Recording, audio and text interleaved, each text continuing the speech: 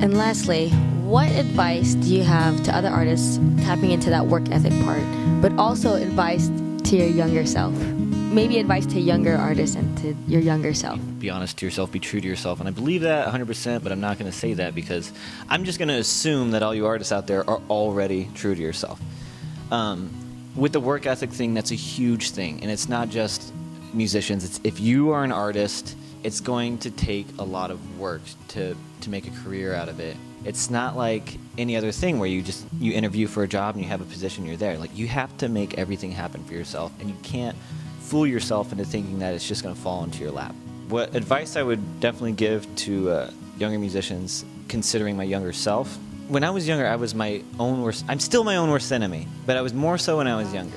And you get so embedded in the idea of being authentic and maintaining your artistic integrity that you leave no room to explore anything else.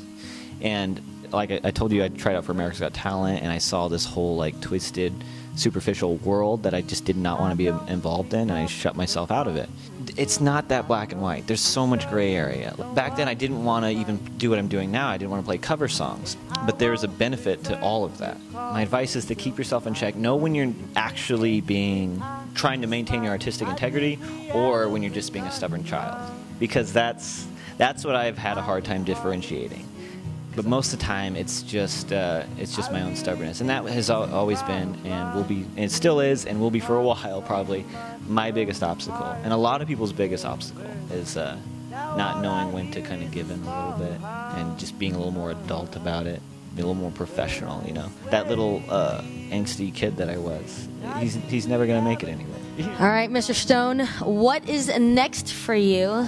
Meaning, what are you currently working on? And where can we find you in person and online? She's teaching me how to be a better businessman. So I'm currently working on an album. I did a first album. I was really unhappy with it, so I've been working for the past probably 2 years on trying to put this new album together. I've got that.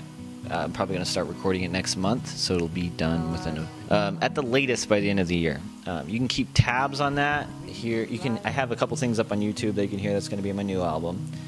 Just search Jeremiah Stone, facebook.com/thejeremiahstone, and definitely watch this girl right here because she's fantastic. All right, Mr. Stone, thank you so much for our second interview. I really appreciate you and your time. Thank you all for getting to know him. If you like any of his stuff, make sure to go to his YouTube channel, go to his Facebook page, where him and I, after this, are going to work on getting him on his Instagram and some other things, you know. But I really love so much about you, how authentic and how genuine you are. And I'm so happy that I feel like we have a connection. You know what I mean? Maybe it could be, you know, the Asian in us or whatever it is. But I really appreciate him. So if you all love us, get ready for another video, because he's going to flip it on me. And he wants to ask me some questions, which I'm a little bit nervous about. But we're going to make it work. So thank you all for tuning in to Phoenix Rising. And make sure to subscribe. Make sure to like this video, because you're an awesome and nice person. And continue to watch this journey with this one mic that we're gonna figure out with two. We're going to figure out with two. But thank you all for watching, and we'll see you all soon.